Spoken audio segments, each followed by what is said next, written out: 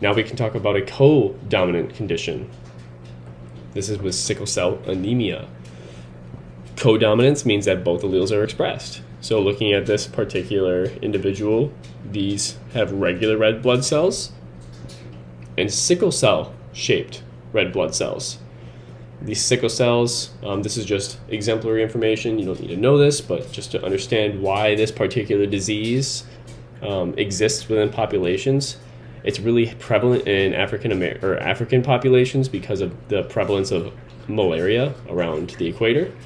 So this sickle cell prevents malaria from traveling in the blood, and so it's going to help prevent people from getting malaria, but unfortunately their blood clots easier because of the nature of the way that the cell looks and shape. It clots easier, leading to serious issues. But they could possibly survive longer because of the lack of malaria infection. So that's why sickle cell persists in populations. Just via evolution, it has just persisted. So when it comes to sickle cell, one allele will be coding for a normal hemoglobin protein on the red blood cell, and the other codes for sickle cell hemoglobin to help prevent malaria, but unfortunately it can lead to malfunction of red blood cells such that it clots. So when we look at a cross for this, we're crossing two heterozygous parents. So two heterozygous parents carry the allele for it, but they're not necessarily going to have sickle cell. They just have the chance of getting or giving sickle cell to their offspring. So when we combine two dominant ones, we have complete red blood cells, no recessive traits. This individual will not have sickle cell nor carry the gene to pass on. This individual and this individual, unfortunately, they will have regular red blood cells as well as the sickle cell red blood cells. So they have a chance of giving that to their offspring. But because they have regular red blood cells, they're able to function normally because they don't have to worry about the clotting of all their blood cells, rather only some of them, which isn't nearly as deadly. And then this poor individual will have a guaranteed chance of developing sickle cell anemia. So there's a 1 in 4 shot or 25% chance of developing sickle cell anemia for two parents that are heterozygous for sickle cell anemia. So I know I'm throwing a lot of this terminology at you pretty quick, so feel free to pause, rewind, take the notes accordingly. Heterozygous, they're different alleles, right? Big S, little s. Homozygous, they're the same alleles, big S, or little s, and those are going to be our 1 in 4 chance of not having anything or having it. So now we can move past Mendelian genetics and inheritance and talk about some quantitative genetics. What that means is that these traits can show continuous variation. They can be calculated. We can see a large range of phenotypes in the population, like height, weight, musical ability, IQ, cancer development, and of course the environment is going to play a very large role in how these traits are expressed. So when it comes to the distribution of phenotypes in a quantitative trait, it usually ends up taking this bell-shaped curve, which is a normal distribution for anybody that's had a statistics course. This distribution basically provides two major points of evidence for us to look at traits in a population. One, it provides a mean, right? The average, where most people align. So in this particular instance, we're looking at height. The average height or mean height is 5 foot 10 inches. And it looks like this is probably for all males. So all men, 5 feet 10 inches. That is our mean. That's where most people are going to fall. Everything outside of that is varied. All right, so this variability or this variance is how far each individual that isn't on the mean is from the mean. So variance, such as standard deviation, is how far from the mean any given individual is. So those are two important points that a normal distribution provides for us so that we can look at how often a trait might be expressed within a population. This can be necessary for developing ideas for cancer prevention.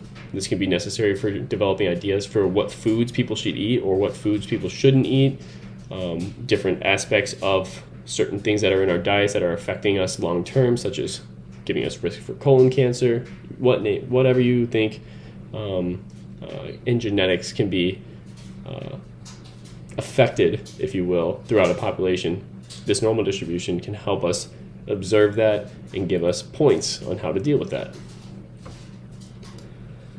So of course, there is a very large range of phenotypes in a population. Many traits are going to be influenced by more than one gene, and these are called polygenic traits. So they're traits, they're genes, and there's a many aspect to them. So there are many genetic traits. They're influencing many genes. So eye color is a perfect example of a polygenic trait, being influenced by at least 3 different genes, each with more than one allele that produces and distributes pigments. And this produces a range of eye colors. So someone could have blue eyes, someone could have brown eyes, someone could have hazel eyes, right? There's not necessarily one gene that says you have blue eyes. It's more so a lack of genes and a masking of genes that produces different eye colors. Another example can be with the environment affecting phenotypes. And so eye color is one that's just genetically inherited, whereas identical twins with the same genotypes that may not have been exposed to the same environmental aspects growing up changes the way that they grow, the way that they their cells mitotically divide over time. And so this is an example of 2 twins. One was a heavy smoker and exposed to more sunlight than the other one, and you can see the difference in their skin complexion. So this is a perfect example of how, you know, they both start with the same genes being identical, but then a different type of environment rearing can influence the way that those genes are expressed. Similar thing can be with skin color. It's affected by both genes and environment. So you can be born Caucasian or you can be born African with like African skin color, but if you're exposed to a lot of sunlight, you can darken your skin permanently because of the amount of melanin production that is influenced by UV radiation in your melanocytes of your dermal skin layer. And lastly, we can look at certain correlations between parents and IQ with their children. So for the human intelligence coordinations, we can correlate between parents and offspring being about 0.42. Putting it in a little bit more easy way to comprehend, 58% of variations in IQ among people are not the result of differences in their genes. Rather, there's actually an effect from society and environment on IQ. So this feeds perfectly into that psychological nature versus nurture debate, being, do children's IQs resemble that of their parents because they were born that way, because their parents had a high IQ or a low IQ, or because they were raised by those parents with high IQs, and so their IQ is also high.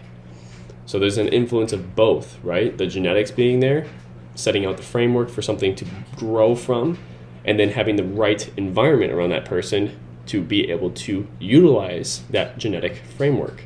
And the opposite goes as well. There can be a certain predisposition to a lower IQ, but if they're raised in an environment with a high IQ type environment, they can actually raise the ceiling that they were supposedly born with.